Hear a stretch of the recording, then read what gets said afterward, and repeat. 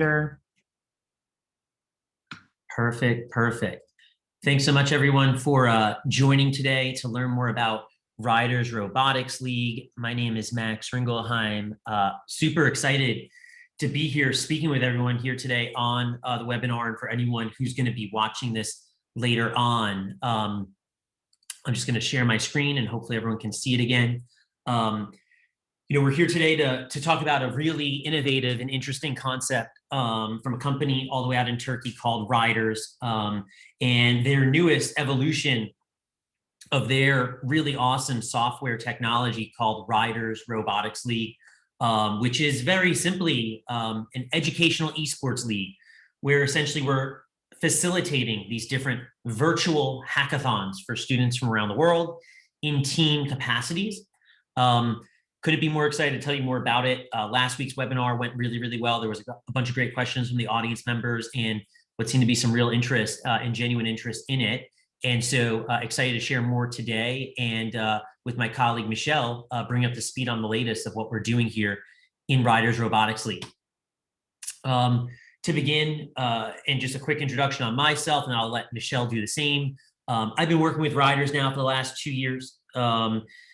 Very simply, I'm helping lead the launch of this Riders Robotics League, or Educational Esports League. And I've been working in the education technology space now for the better part of 6 years. Had a chance to work at a really popular, well-known company called Little Bits in New York City.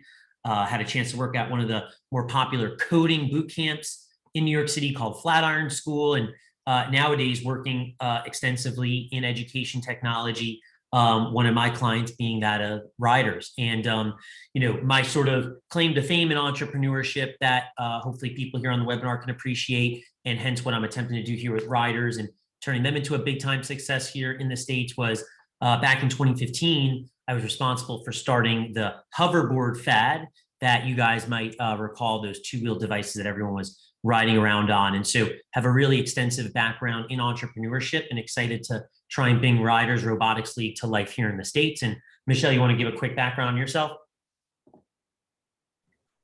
Hi, everyone. I'm Michelle, and my background's in education and research, computer science for the past 20 years. And I'm the content manager with Riders. So I develop the scenarios and do a lot of the code and development. And I'll also be teaching the courses related to the league that we're going to be discussing today. Beautiful, beautiful. So to kick it off, for anyone who's not familiar with what Riders is, it's a software company based out of Istanbul, Turkey. They launched back in May 2020, and what they're essentially offering at Riders is this online robotics IDE, or integrated development environment, for students to be able to build, code, manipulate different robots in our robotics IDE. And where you can manipulate these different robots are in these simulation environments, in different courses and competitions. And what we're going to be talking about today primarily is the competition simulations that are possible through Riders Robotics League to facilitate these different virtual hackathons, you can think of them as.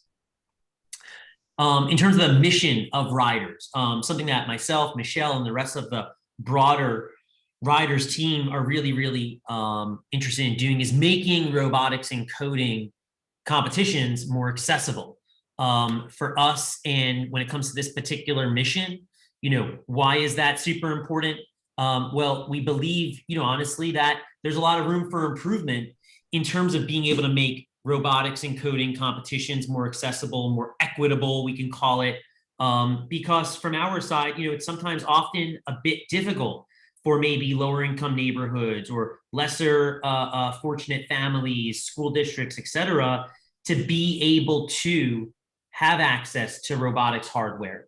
And what better to create a esports, that said, educational esports league, where students can actively compete against one another in a very equitable fashion. We want to really provide the education industry also with this really rock solid project-based learning tool for actively coding and building robots and competing them in these different simulation environments. And lastly, what we believe we can genuinely do is provide, more STEM education on pretty advanced subjects such as artificial intelligence, such as machine learning. When Michel gets into his demonstration shortly, you'll really see firsthand how we do that. And it's very exciting, the abilities that we provide students with to gain exposure to these more advanced subjects. In terms of our next slide and where we've sort of seen some success. So, from our side, success has come in a couple of different shapes and forms. First and foremost, Riders hosted their first successful virtual hackathon back in May 2020 when they launched the software.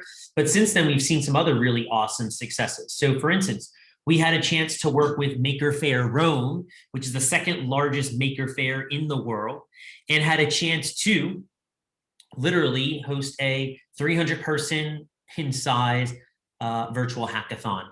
We hosted a drone flying race. You might see in the background of where I'm speaking right now, you see a cool looking drone flying through colored rings. That was literally a simulation that we had created for Maker Faire Rome and this particular virtual hackathon we hosted.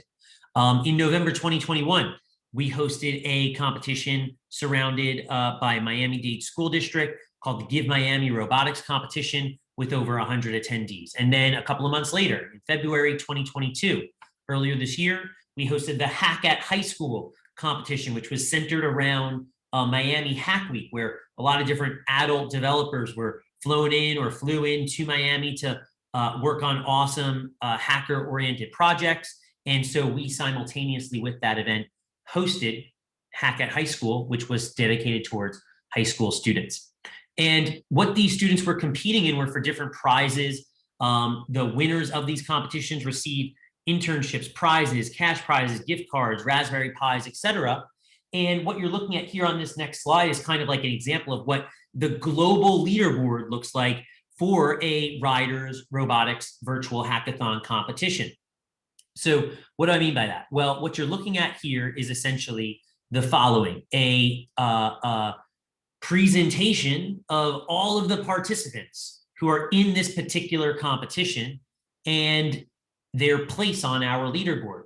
So you'll notice like the top participant or the top finisher in this competition, the winner, scored a 77.824. Walter, who came in second, scored a 77.821. These individuals were submitting, literally over 100 different entries into this particular drone flying race competition. And the ultimate winner had the best score. That score was, calculated through our automated scoring algorithm that was literally scoring as your drone flew through the different colored rings, the fastest and most efficient way possible. And so this global leaderboard is how we demonstrate the results of everyone who's competing in these hackathons to show off who ultimately is the winner after this 2 or 3 day long hackathon event. A little bit more granular details about Riders Robotics League. So we're looking for this to be a year-long program that helps students develop their problem-solving skills through these really challenging educational robotics competitions. The mission behind Riders, aside from being a really super equitable way of allowing robotics and coding to flourish inside of schools, is to create, similar to that of, let's say, a First Robotics. I think one of our attendees here, Emmanuel, we had met over in Houston at the Global Championships, and we want to create a similar type of robotics competition to that of First Robotics, but we want it to be all virtual, all online through the Riders software. We're trying to get and target about 200 different teams here in 2022 to participate in Riders Robotics League, and would love for anyone who's watching and who watches later today or next week this recording to actively engage with us if you're interested in being one of those 200 teams involved. In terms of some of the essentials of how the actual competition itself works, so very simply, the competition itself is targeted towards high schools. Aside from just targeting it towards high schools, there's three simple ways of participating. Number one is we have a skills training, both a free skills training as well as a paid boot camp that you can send students to basically have an equitable playing field of everyone being on the same playing field ahead of the launch of the competition. We then have camaraderie building that's driven by our mentors, just like how First Robotics has got mentors. We've got mentors as well that would be mentoring each of the teams that are participating in Riders Robotics League. And then on top of that, we have actually the software, the virtual hackathon software that Michelle is going to be demonstrating for you guys pretty shortly. Structure of each team, we're looking at 6 to 10 students per team. That's the optimal number. If you have a team of 3 or 4 students, that's allowed as well. We just don't want individual participation for some pretty obvious reasons. But for number one, we want to be teaching, concepts like communication and concepts like camaraderie and concepts like project-based learning. We think that that's best done when you have an actual team competing in an actual virtual hackathon. And lastly, each team is supposed to have an actual mentor associated with them. And that mentor is designed, again, to be helping build up camaraderie amongst the team. In terms of some more essentials about the technology and about the league, so think of it very simply as the following. Teams get to complete an optional 5-week-long training bootcamp. After they complete that training bootcamp, which is conducted by our lead instructor, Michelle, here on the webinar, you earn a certificate. We also have a self-guided version of this training bootcamp where it's all pre-recorded videos.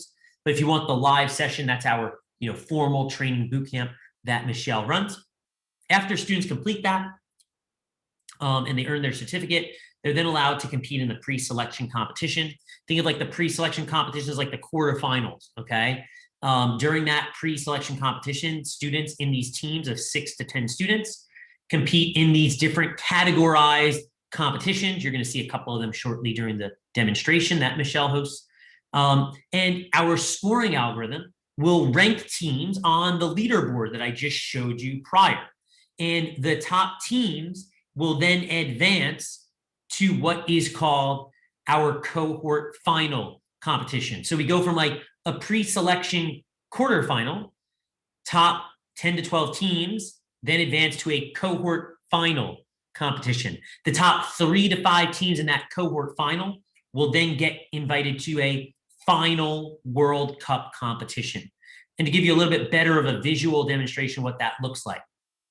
So right now we're in this pre-cohort team building phase. We are actively recruiting new teams, new students to join Riders Robotics League. And we're trying to do that in various shapes and forms, such as like hosting today's webinar, where folks like yourself can ask us questions, and we can answer them and hopefully give you the confidence and interest to want to join Riders Robotics League with students that you think might be interested.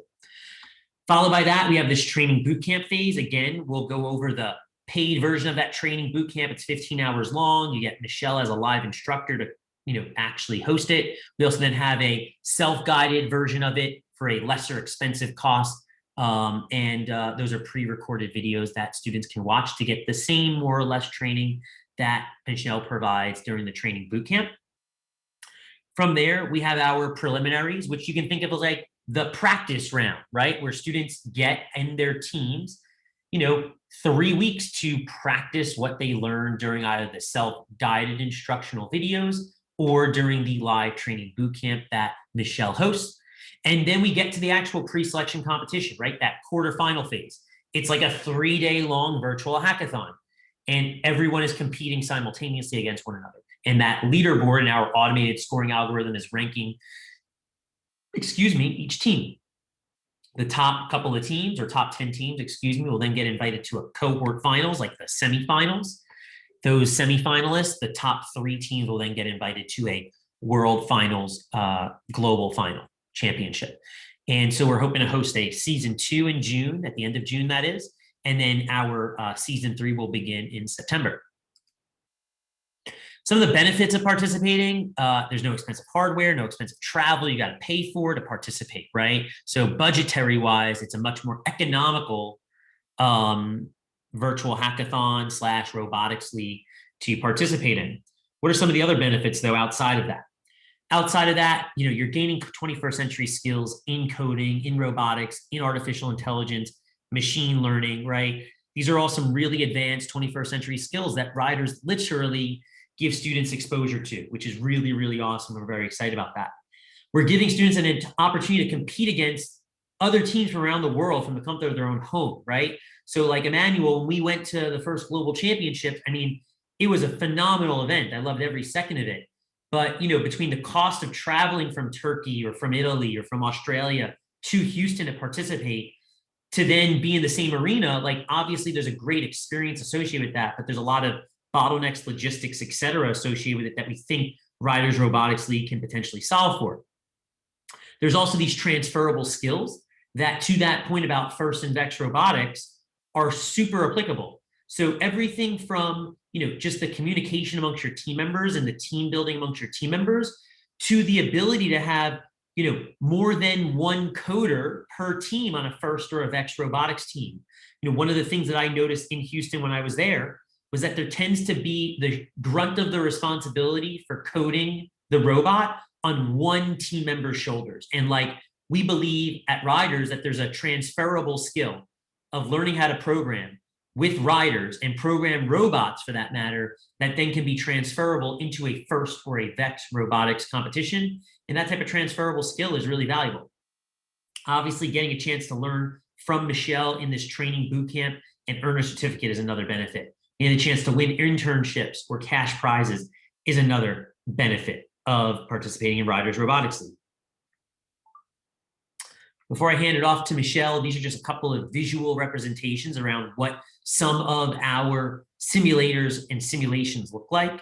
And as mentioned, during the 15-hour-long training boot camp that Michelle hosts, or during the self-guided free instructions that students can go through, you get walked through different types of courses or lessons that look similar to this. There's a lesson plan corresponding to it that walks students through how to manipulate and program these robots to do some of the actions you're seeing on my screen right now. Then when it comes to our competitions and the categories of competitions, we have these different simulations that students can compete in, whether that's a line follower race, or whether that is a robotic arm competition or a paintball competition. I mentioned the drone flying race earlier. These different simulations are all super fun, super educational, and give students a chance to take the skills that they learn from those self-guided videos or through Michelle's live training bootcamp and apply those as a team in these different competitive landscapes, which is really awesome. So without further ado, I'm going to stop sharing my screen. I'm going to share it over to Michelle, who can show you guys a few of the different example simulations of how the software works. And let me just allow you to share your screen, Michelle, and you should be able to do so starting now.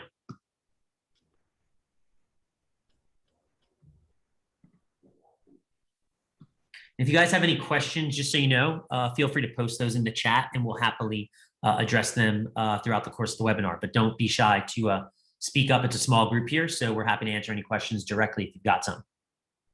Absolutely. So hopefully you guys can see my screen now. Yep, all good. So what I'd like to do is just give you a little bit of a flavor for what it actually looks like for the students when they're working in the Riders platform. So when we do the league, we have a set of courses. There's 8 course lessons that are designed to teach the students the skills. And I really think it's, for a motivated student, even if they have no programming knowledge, this is accessible for them, especially if they have a little bit of help and have sort of a logical mindset. So we start at a very basic level with the programming. And the something I want to mention too is that if you're interested, what we can do, if you think you might be interested, we can set you up with the course and I could sit down with you for half an hour, 2 hours, whatever you'd like. And we can actually work through some of these lessons together so you can get a sort of more detailed look at some of the things I'm going to show you right now. And then you can decide if it's something that your students might be interested in. So as I said, we have the lessons, we also have the competitions. And this is one of the examples of the lessons that we have. And we consider the lessons really as important as the competitions for the growth of the students. So in this particular lesson, we teach the students about while loops in Python. And you can see whenever they open a project, they're going to have their simulator window here where they can see their robot. They're going to have their code here where they can make changes. And each lesson comes with a document that can guide them through a series of checkpoints. So they can see the commands they have and they can try to pass each checkpoint. So in the beginning, we do a simple while loop, for instance, and we just teach them to turn right. And then as we progress, we might show them, for instance, they can move forward and turn right, and they're going to do a while loop, and they're going to try to do something like this, make a pattern. So they can actually modify their code. And I'll just show you here what the students will be doing. So we're going to try to make this while loop here, and they will hit reset. And then we can watch, and we'll see the robot. It's going to move forward. It's going to turn right. And all the lessons are constructed to guide them specifically through some steps. And then we give them some challenges at the end to solve, but they work on their own. So an example would be that we now guide the students to try to actually solve the puzzle of having the robot collect all the pink dirt around the perimeter. So what they'll have to do is look at their code, and they'll have to figure out, that they would need to go forward 3 times and then turn right before they complete their while loop. So they'll make a change like this. And if you are the mentor working with the students, you can access all of their achievements, and you can see exactly where they are and how far they progressed. So it's, it works great in the in-class setting, because you can kind of sit there and just let them work and see where they are. Or if they're working independently, you can keep tabs on what's going on.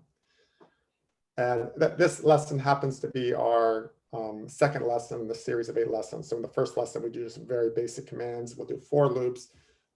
We teach the students about image processing, which I'll show you in a moment.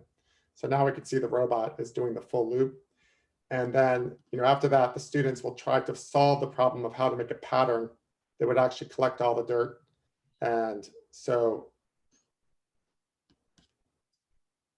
we give them some guidance here, and they have some different patterns that they can try to learn from. So, that's one example of a lesson, and that's the kind of thing that we could actually sit and work on together if you're interested in just trying it. So that would be essentially, we could just sit down and you would get the course, you could open all the projects, and I would just walk you through each of them, and you could just get a flavor for how they work. This is another competition and lesson. We do a lot of variations of this concept where we have a robotic arm. And let me just reset this so we can start over here. And in some lessons, we'll have the students work with different objects like cans and bottles and things. And on the top right here, you can see the camera, which is looking down. So when items come out, as we'll see here, you can actually see them on the camera, and we'll teach the students how to actually work with image processing. We do a lot of lessons with image processing. So one of the early lessons is a line follower with a simple black and white one-dimensional camera, and then we progress to 2-dimensional images, and then we progress to color pixels. So this is a big part of the lessons and the competitions, is just working with images. They have to solve simple tasks in these images. For instance, they may sort things here. It's a sort of a simple version where they sort the objects based on color, and they have to drop them in the correct bins. And the goal is to sort them as fast as possible. But you have to control things like the conveyor belt and when it stops and so forth. So the students have to make the item stop in the right place. Yeah, and Michelle, I'm just going to quickly chime in on one thing. I mean, like the sort of parallels to what I saw, in FIRST Robotics at their global championships. I mean, some of these different problem-solving skills for separating the different items and having to have your robot, think, correctly about where and how to separate, right? In a competitive landscape like riders, I think is a really transferable skill again that they could then take into their FIRST robotics team very handedly. And plus these students will get those types of coding skills as well. And they'll get to satisfy that itch of wanting to compete just in an online setting. So I think, we check off a couple of boxes, no pun intended, because we're separating boxes, but we check off a couple of boxes here as well. Right. So there's just 2 examples of lessons. As I was saying, we have 8 different lessons, a lot of image processing, a lot of basic coding that kind of builds them up through progression. And then we have 4 different competitions right now, 3 for the initial finals, and then 1 for the cohort final. And then, as Max said, there'll be a sort of like a world championship competition as well, which we haven't completed the design for yet. I think the other thing I would just quickly add when it comes to competitions like this, what's been really, really enthusiastic to see, and I showed it on the previous slide with the leaderboard, like we'll host a virtual hackathon related to this robotic arm competition, and we'll get students literally submitting hundreds of times in the competition to try and achieve the best score. And so if you think about it from a competitive landscape, when you have the team in Italy versus the team in Australia versus the team in Turkey and the US, all facing off against one another, trying to, segregate the different boxes properly in the fastest, most efficient way possible, you get students that and teams that genuinely get, dare I say, hooked, to riders wanting to try and enhance their code base and enhance their score, each time in and out.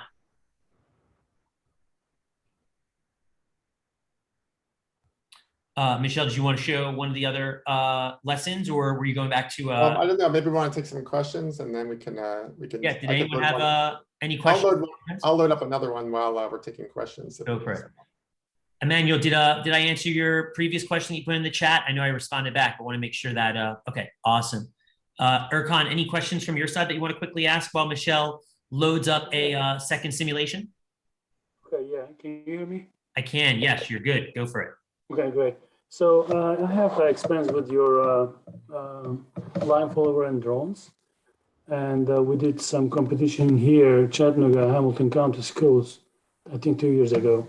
Mm-hmm. And but this is the first time I saw your manipulators, like industrial robots. Yeah. So my question was really specific. As I saw that, like, there's some point-to-point control.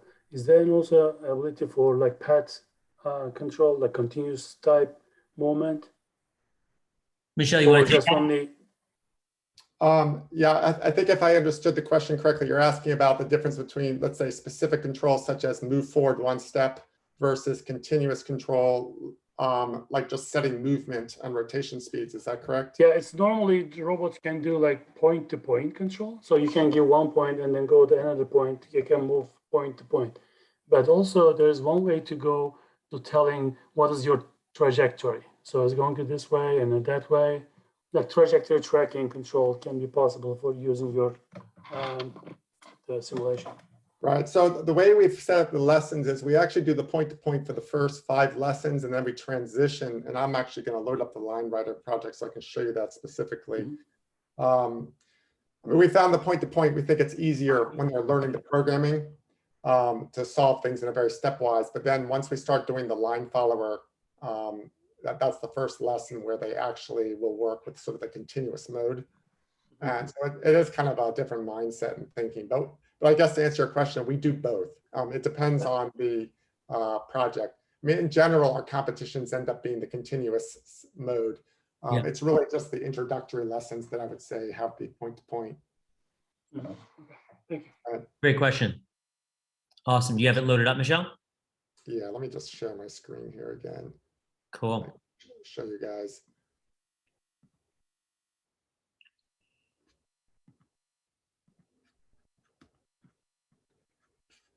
Just copying some Line Writer code here.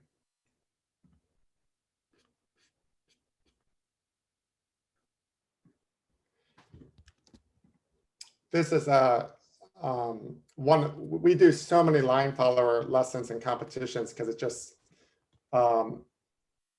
the students really seem to just get engaged with it. They'll even a very simple one like this, which is one of the lessons that we'll be doing in the course.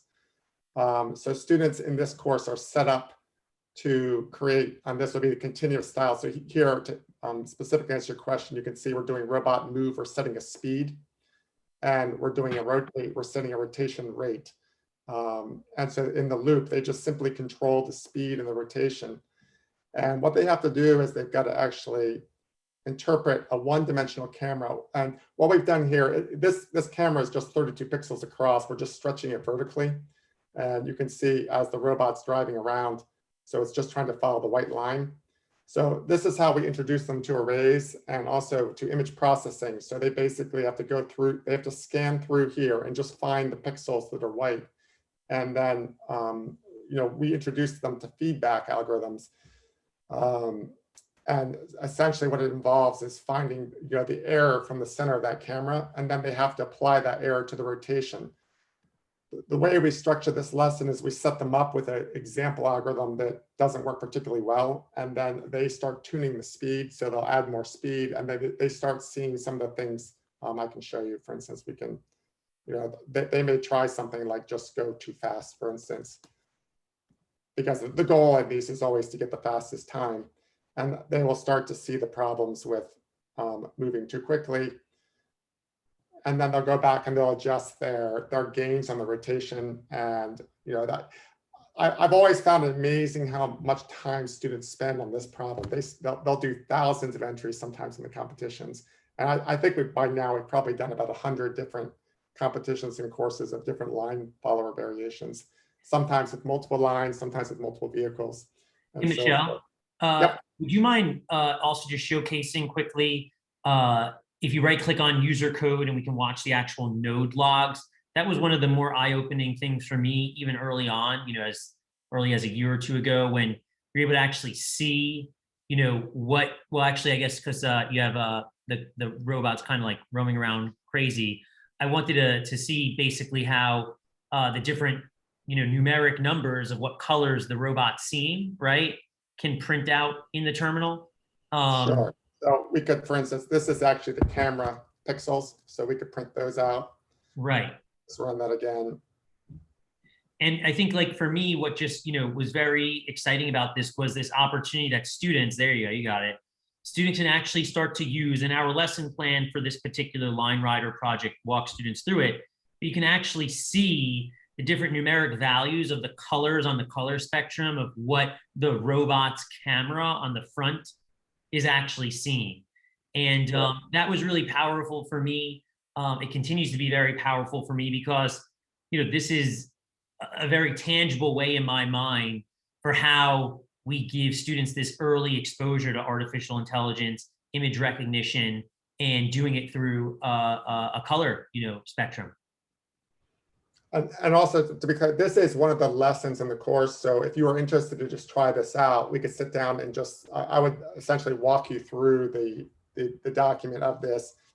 Each of these documents is self-guided. We teach them about arrays. There's a series of checkpoints. We go through the camera and talk about that. So in principle, a student can actually just sit down and do the whole lesson by themselves, but it's always helpful if they have some guidance as well.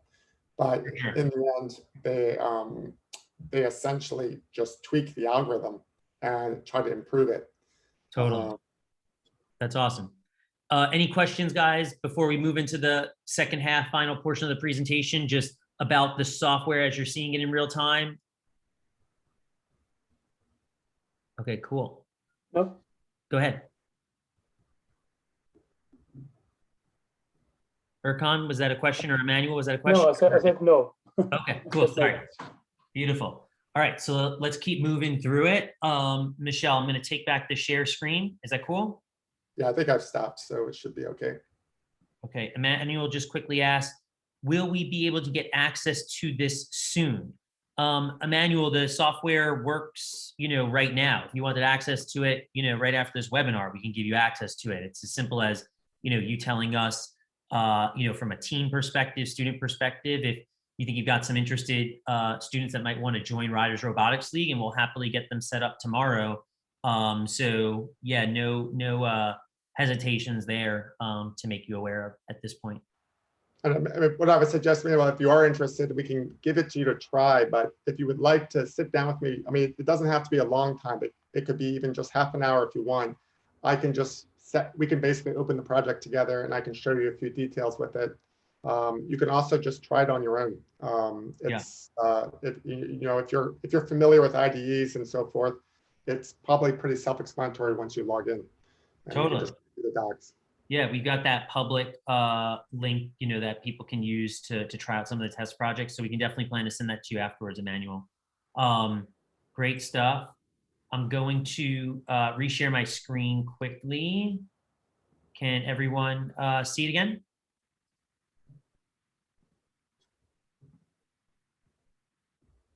Okay, cool. Awesome. All right. So just to wrap up the remainder of the presentation, we'll go into just some of the details on pricing and whatnot. I just want to make sure I didn't skip a slide. Nope, I'm all good. So when it comes to our go-to solution, we'll call it, that students can take advantage of, essentially what it comes equipped with is for $199 per student, you gain access to what we call our training bootcamp, which is hosted live on Zoom and then recorded by Michelle, our awesome instructor here today. And what Michelle gets a chance to do is over the course of 15 hours, typically over about 4 or 5 weeks, walk students and prospective teachers who are interested through our IDE, through our different simulation environments, how to think through different things like loops and arrays in different settings and simulations. And that's really powerful, obviously, because you get to ask questions of Michelle in real time. And this training bootcamp is designed to literally equip students with the skills that they'll need come competition day, right? We're prepping them ahead of competition day. We want to try and have everyone on as much of an equal footing, these high school students, as possible prior to day one of the competition. And on top of that, you obviously get participation in Riders Robotics League, full access to the software. If you're interested, as Michelle mentioned, even for those that sign up for the $199 package, you can also get like a short 1-2 hour long training from Michelle that's voluntary that you can choose to do if you just want a little extra guidance. And, from our side, if we think about, FIRST Robotics and the amount of sponsorship dollars that teams have to go and acquire, given the lower price point, much lower price point that is of Riders Robotics League, the entities that can subsidize this $199 per team member purchase could be the student themselves, their parents. I stress parents because this is designed to be that extracurricular activity. So, for the student that loves robotics and coding, maybe doesn't love tennis lessons or gymnastics, right? Like this could be that extracurricular activity the parent is paying for their child. Obviously, the schools, institutions, nonprofits, universities, company sponsors. Obviously, FIRST Robotics does a great job of linking up awesome companies with teams to help with sponsorship dollars. So that just gives you a sense of our first package that we can offer. But if you say to yourself, Max, like riders, it sounds great. $199 might still be a bit tight for what we're talking about, even though it sounds great and all. We do have a lighter option, both cost and cost-wise. So what that looks like is the following. We have a price point for teams and students that would prefer to use Riders and be a part of Riders Robotics League, but without, let's say, that 15-hour long training bootcamp. So instead, what we provide is for $49 per team member, you can join Riders Robotics League as a team. And the same entities can sponsor the said team and the team members, the students that we talked about just before. The only difference here is that you're not getting that 15-hour long training bootcamp over those 5 weeks. Instead, you're getting access to a free voluntary 2-hour long training that you can have with someone like Michelle or someone else from our team to ask any questions that you might have, but a lot more shorter form. And on top of that, you're provided with videos for self-guided instruction on some of the same documentation that Michelle goes over, but all video-based, a lot shorter form, not nearly as extensive as Michelle goes into detail, during the training bootcamp. So, from our side, I'm just going to say, personally speaking, from our side, we tend to really feel like, when we talk about our mission being trying to provide more equitable access to students that are interested in robotics competition. I mean, this $49 version, we genuinely believe does exactly that. We think it's a very respectable, realistic price point for anyone that's interested in trying to get involved in robotics and coding, and more specifically in competitions involving robotics and coding.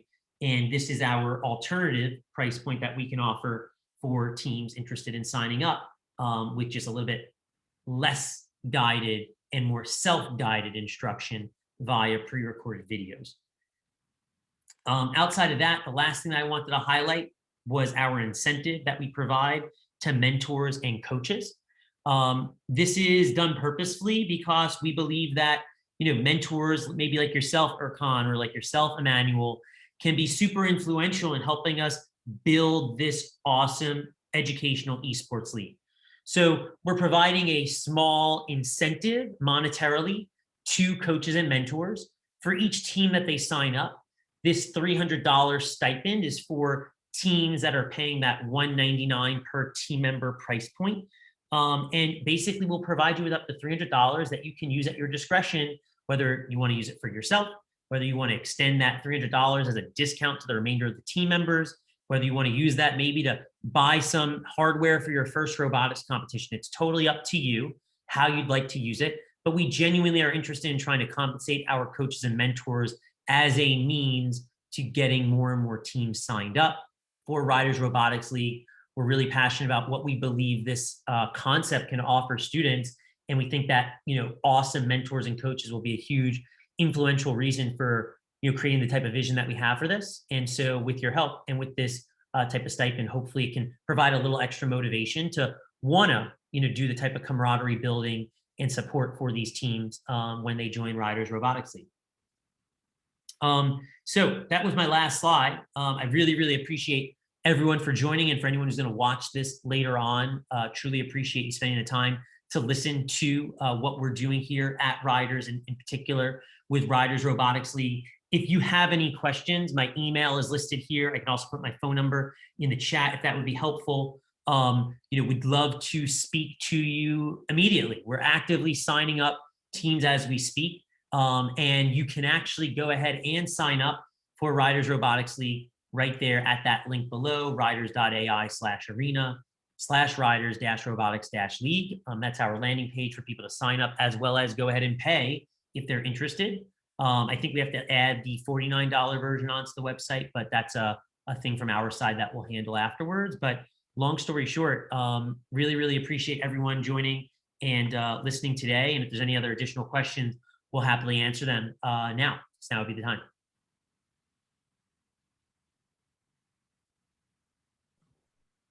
Yeah, I just wanted to emphasize too, if anybody wants to try just to do a live session and really experience Riders, just let us know and we can just sit down and do that. It's not requiring you to make any obligation. It's just, I think the experience of actually working with it is insightful. Absolutely. Yeah, I completely agree. We are more than happy to do a, sit down to walk through how the software can be valuable for students, et cetera, without any strings attached. So if that's something that you're interested in doing, please let us know. Any questions, Emmanuel or Erkan, that you want to ask, or any? I'll ask you a question if you don't mind, unless there's some other question you want to ask us before then. No, I don't have any question. Thank you. That was perfect presentation. Thank you very much. Awesome. You're very, very welcome. So Emmanuel, you asked a question, how would it work for me in Canada? That's a beautiful question, because I think the answer is a good one. You don't have to travel anywhere. There's no issues with using Riders in Canada. It's literally a one-stop shop solution, no matter where you're at.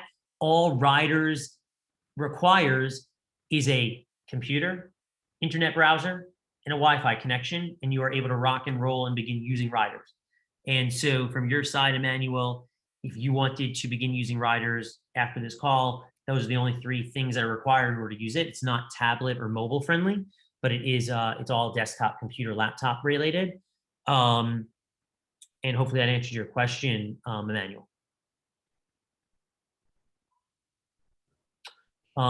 As it relates to Emmanuel and yourself, Erkan, whether at Chattanooga, Erkan, I'm just curious, are there any particular students that come to mind that you feel like have an itch for wanting to compete in these types of virtual robotics and coding competitions at this time? No, actually, there was another competition we designed, help from the Riders in Turkey. So we did our platform, and also just UTC, University of Tennessee Chattanooga, and Hamilton County School student joining that. That time is like COVID, so nobody can go out. That was good time for trying that. Of course, I'll email them, I think 2 weeks ago, to telling them they can join your competition. Yeah, because they already get some knowledge, and they already get some experience for that. So beautiful. But yeah, I haven't get any reply yet, but maybe I'm not sure that maybe some of them join your club. I don't know. Yeah. And Erkan, are most of your students all college, university students, or do you work with some high school No, students? no. It's like the high school student, Cool. and mostly high school student, and also my college student, and Awesome. and also there was 2 middle school students in that competition. Yeah, they get I think second or third Amazing. ranking. Yeah. Yeah, so I'll piggyback off that remark with what Emmanuel just posted in the chat as a question. If I were to be a mentor, would I do Zoom meetings with a team? You know, for both yourself, Erkan, and Emmanuel, the lift of a mentor and what you're expected to do is on the lighter side, right? We're looking for you to, attempt to try and provide some accountability to the team members that sign up, right? So act as a bit of a coach to them in that regard, holding them accountable to attending if they're in the boot camp, Michelle's trainings, or watching the videos if they're going through the self-guided.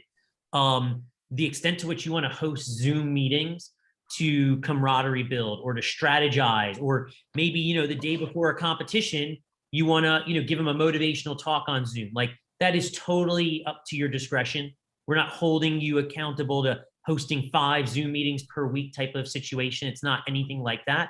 It's a matter of just getting students excited about robotics and coding and in a competitive landscape, and showcasing to them that they have an opportunity never before in history. I mean, I genuinely say that with a very truthful meaning. Never before in history to compete against other teams from around the world from the comfort of their own home in a robotics competition, right? And we believe that that's really powerful. And when I think about what I saw at First Robotics, I believe that that's a really strong value proposition for other first teams, as well as other students that maybe never got a chance to compete in first, but that can get an opportunity to do a virtual version of that here on Riders. So Emmanuel, if you have a follow-up question to that, feel free to ask, but I just want to make sure that that was clear, that the expectations are on the lighter side for a mentor, and rather just to help ensure that these students actually take an interest in partaking in these competitions, because they're super fun once you know about it and once you get a chance to compete in it. And I've seen that here in Miami now on multiple occasions. It's just now a matter of more and more students knowing that it exists and that this is possible, to do for $49, basically. Max, can I share for 30 seconds, very quick? I'll just share something fun to close out. Yeah, go for it. This is from a previous round of the league. This is one of the final competitions. I'll just show you guys, one of the students came up with this solution. So it's just kind of fun to see what the kids come up with. The goal was to gather these blocks and drop them in all the bays. So they have to use their camera skills and their feedback skills. So this competition really synthesized a lot of the things from all the lessons. But you can see this student, he didn't have a perfect solution, but it was good enough that he could reset a few times and complete the course. So it's just kind of fun to see what they were doing. But just another example. Yeah, no, absolutely. The sky's the limit on that front in terms of all the different, competition simulations that we can create. Emmanuel, if you have an interest in being a mentor, that's phenomenal to hear. If you don't have necessarily maybe as much immediate access to students, that's fine. From our side, we're actively recruiting students. And for those students that are interested that need a mentor, we could assign you to them. I would, depending on your, occupation, Emmanuel, I forget if you're an instructor, teacher, administrator at a school, or just a parent of a First Robotics student, whatever it might be, depending on your situation, I think, I would encourage you to, you're going into university. Yeah. So I would encourage you to think about maybe students that you've worked with or used to be friendly with, who are maybe a little bit younger than you in high school. If you're going into university, there might be other friends of yours that you'll meet who are university students that might also want to be a mentor. So I would challenge you to think about maybe, whatever high school you might have went to, was there a robotics team? Was there a coding club? If there wasn't, or if there was, could they have gained value from having riders in their lives? And if so, it's worth introducing it to them to see if, you can literally approach them saying, I'd like to be your school's mentor for this educational esports league.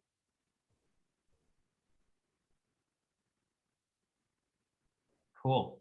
And I think I saw you had scheduled a call with me, Emmanuel, maybe for next week, so we can talk about this in more detail, and we can come up with some ideas to get you some students that you can mentor. So definitely excited about that. Erkan, do you think from your side, and we're going to close up the webinar here, but would you want to do a follow-up call maybe after today to discuss any potential type of mentorship / students that we can get involved in the program? Because this is recorded and you'll be able to share this around with some of those students if they want to see it firsthand. Actually, we already talked with the FA. Okay, beautiful. And we applied one grant from That's TDR, awesome. Tennessee. Love So that. whenever we get that grant, I think it's going to be announced Friday. I mean, tomorrow, yeah. Yeah. Tomorrow we Yeah, get results from the grant. So if you get that grant, it's going to be like using that system for the whole Tennessee. So it's we'll funny talk later about it.